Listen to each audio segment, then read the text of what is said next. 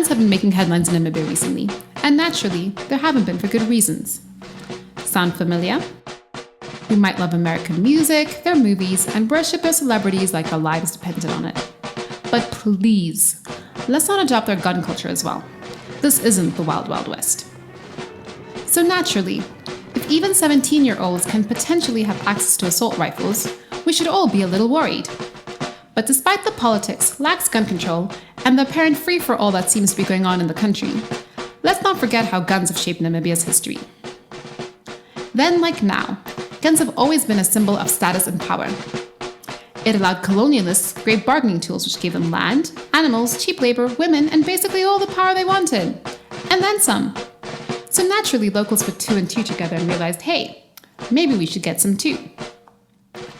Namibia's liberation struggle lasted for 30 years, although our fight against oppression, colonialism, and general injustice has gone on for much longer than that. And once the war ended, people on both sides were instructed to hand over their guns. But of course, being natural likers of things, some of them thought that they'd keep the guns to themselves.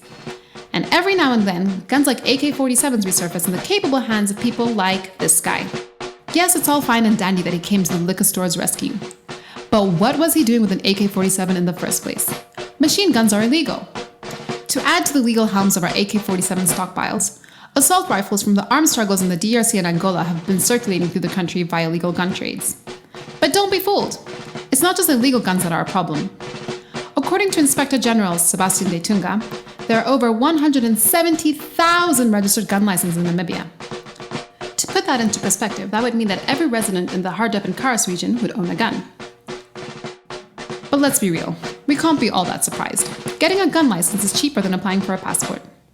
I mean, with the average 3 to 6 month wait, that is still much quicker than getting a house. In order to legally obtain a gun, you have to be 18 years old, have no previous criminal convictions, and have a safe to keep the gun. Our local gun shops import ammunition from as far as Israel, the Czech Republic, and the USA.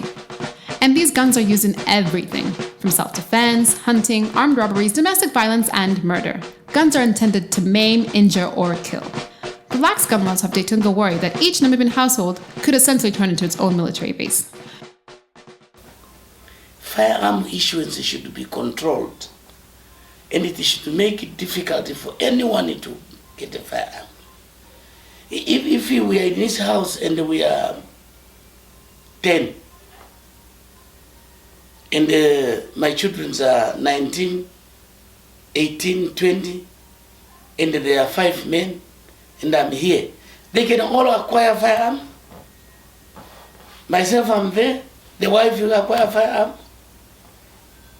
Our house is like a military base. And if our house is a military base, you multiply by families or communities or houses in Windhoek. Some probably have got 5, some have got 3, some have got... I can tell you, this is like the country will be like a NATO military, operation base. He explains that reforms are currently being made to the current Arms and Ammunition Act to tighten the allocation of gun licenses. And he suggests that we follow the example of Botswana, who have a quota of how many gun licenses can be issued in a year. Well, he encourages all citizens to contact their local consulars and make suggestions to improve the current laws. Otherwise, here's hoping that we don't turn into our friends across the Atlantic.